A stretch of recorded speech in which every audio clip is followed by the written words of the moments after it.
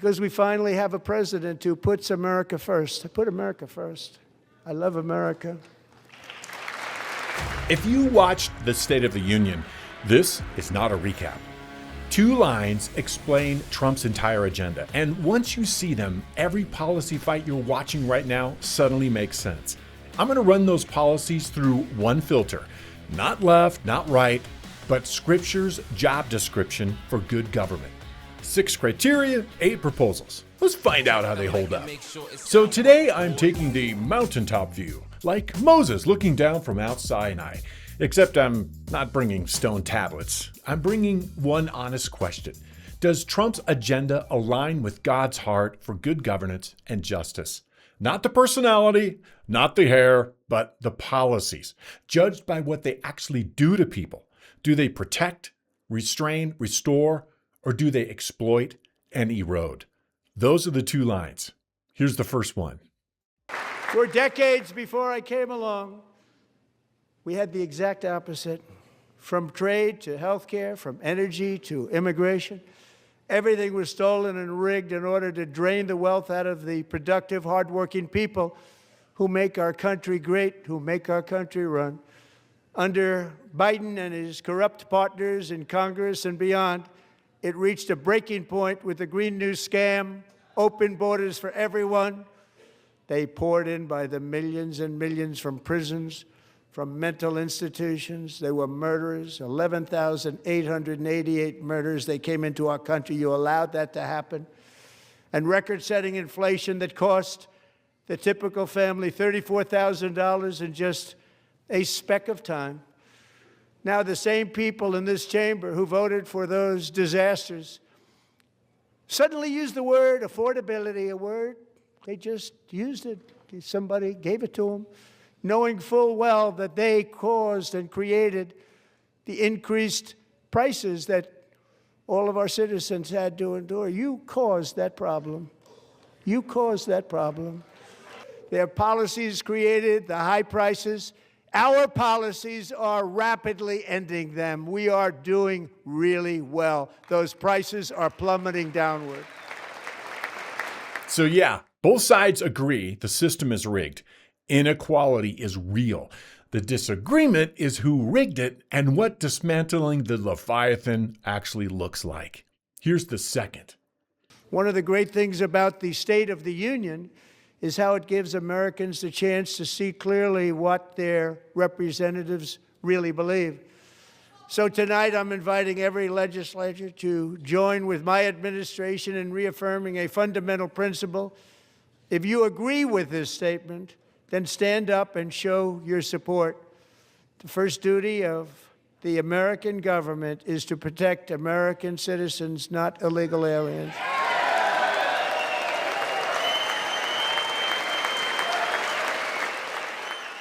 There it is. That's the Rosetta Stone. If you take Trump at his word that the first duty of government is to the citizen, you can run a simple test. Does the rest of his agenda actually line up with that? Well, let's find out. The standard I'm using, again, I didn't invent it. Scripture has a clear job description for good government. Protect the vulnerable, restrain evil, tell the truth, steward resources with integrity, maintain order, and welcome accountability. 6 criteria, 8 proposals. Criterion 1, protect the vulnerable, especially children. When it comes to border and immigration, the Bible is not confused. Compassion for the vulnerable is real, and so is the responsibility of leaders to protect the people they're accountable for. Both things are true at the same time. So here's what gets memory hold. Illegal immigration hasn't operated like a broken system for years. It's operated like a business model. Cartels profit, NGOs profit, politicians profit. The vulnerable get chewed up, including children. Now, was the deportation execution perfect? Trump himself said no. When federal agents moved on activists in Minnesota, 2 protesters died. Trump acknowledged it, ordered a course correction, and Minnesota is now quietly cooperating. That's what good leadership actually looks like, not the absence of mistakes, humility and course correction. Next up, kids and parental rights. Since when did the school principal get veto power over whether little Johnny keeps his nethers? Last I checked, that's a family decision. And Bible 101 is pretty clear on who's running the family. Hint, it's not the gender-confused judge who can't define what a woman is. The previous administration actually directed the FBI to monitor parents who showed up at school board meetings to defend that responsibility.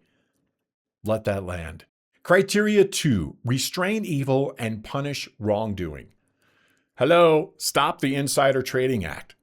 Congressional members write the rules. Trade on information the rest of us would go to prison for and call it public service. If the people holding the scales are betting on the outcome, that's not leadership. That's looting with a government ID. Look, this is a 90-10 issue and everyone knows it, so just pass the bill. Criterion 3, tell the truth and refuse manipulation. Let's talk about elections and the Save America Act.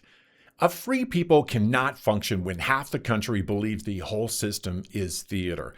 You know what we usually call it when you can't tell if the hero won or the villain did? That's a bad movie, and nobody buys a ticket for the sequel. Verification, transparency, rules people recognize as fair, because trust shouldn't be a luxury in a republic. It should be load-bearing. Criterion 4, steward resources with integrity, because corruption is a hidden tax. And so let's talk about inflation and the cost of living. Senator John Kennedy of Louisiana calls it spending porn. And he reminds us people talk about federal money as if it falls from heaven. I've driven all over Washington, D.C., and I can't find the money tree. The reckless government spending of the previous administration spiked inflation, and inflation is a hidden tax. We call it unaffordable. You feel it every time you open your grocery bill, fill your tank, or look at your rent. So Trump's argument is that unleashing American energy production and cutting suffocating regulations brings costs down from the supply side, putting money back in people's pockets without printing more of it. That's not just economics, that's stewardship. Which brings us to healthcare. Trump says we should stop subsidizing the middleman.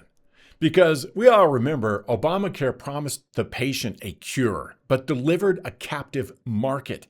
Trump's pitch, stop feeding the middleman. Put the help directly in people's hands.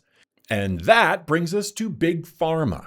Trump put a most favored nation executive order in place, meaning Americans pay no more than the lowest price any other country pays for the same drug. And he's asking Congress to codify it into law. I mean, come on. Why should Americans pay the highest price in the world for the same pill? Equal treatment, no gouging your own people. And by the way, I tried to find a Bible verse to contradict that, but I couldn't. And fifth, maintain order, because chaos is never neutral. Trump promised homes for people, not corporations, because when Wall Street buys up neighborhoods, it turns citizens into permanent renters in their own hometown. That's not just economics, it's the slow-motion transfer of generational stability from families to institutions. And finally, Criterion 6, welcome accountability, because exposure isn't chaos, it's mercy. Now, this one runs underneath all 8, and it's not abstract. The administration just announced it will root out a potential $18 billion in fraud in Minnesota. That's not chaos, that's reckoning. Evil loves shadows. Cartels, insider traders, captured regulators, pharmaceutical price fixers, they all share one thing. They need the fog to survive. Every item on this list is ultimately about pulling something into the light. Now, you know who hears Citizen First and recoils like a vampire hitting sunlight. Democrat Party leadership. Their official rebuttal, the governor of Virginia, essentially argued Trump isn't bringing costs down fast enough, and his agenda is chaos, which would land harder if Virginia Democrats weren't currently floating over 50 new taxes back home, like taxes on dog walking, gym memberships, and leaf blowers. If your theory of prosperity is, we're just one more tax hike away from prosperity, that's not a rebuttal, that's a confession. You caused that problem. Because you can't judge one agenda against itself. You have to compare it to the alternative. And if you're wondering what a large contingent of Democrats who skipped SOTU entirely were doing instead, well, let's just say they were being entertained by a half-baked, bearded giraffe. I've been arrested 3 times by ICE over absurdity, over us being ourselves, over me singing songs like, "Hey, Mr. Tangerine Man, get rid of brown people for me. I'm Aryan white. There ain't no place I'm going to." It sound right, boy. So, no, we are not going to solve every policy debate tonight, especially not with that guy. I just wanted to show you the frame Trump put on the table. The system is rigged, and the first duty of government is the citizen. You can agree or disagree with his fixes, fine, but at least we're finally arguing about the right question. What does good government look like in God's eyes? Protect the vulnerable, restrain evil, tell the truth, steward resources with integrity, maintain order, and welcome accountability. That's the standard. No hype, no spin, no personality cult. Take any proposal from tonight's list and ask one question. Does it bring people into the light or keep them in the fog? Hey, would you like and subscribe if you value content like this that filters the chaos and the SOTU address through the lens of God's truth? Couple questions for you. Which of these 8 proposals do you want to go deeper on? I'll do a focused follow-up on the top response. And second, is there a proposal from the SOTU that stood out to you that I didn't cover? Drop it below. Until then, don't let the spin steal your peace. Walk in the light. I'm Brian Tuttimore with today's Faith Check. Because when the world needs courage, daring, vision, and inspiration, it is still turning to America. And when God needs a nation to work his miracles, he knows exactly who to ask. There is no challenge Americans cannot overcome, no frontier too vast for us to conquer, no dream too bold for us to chase, no horizon too distant for us to claim. For our destiny is written by the hand of providence, and these first 250 years were just the beginning.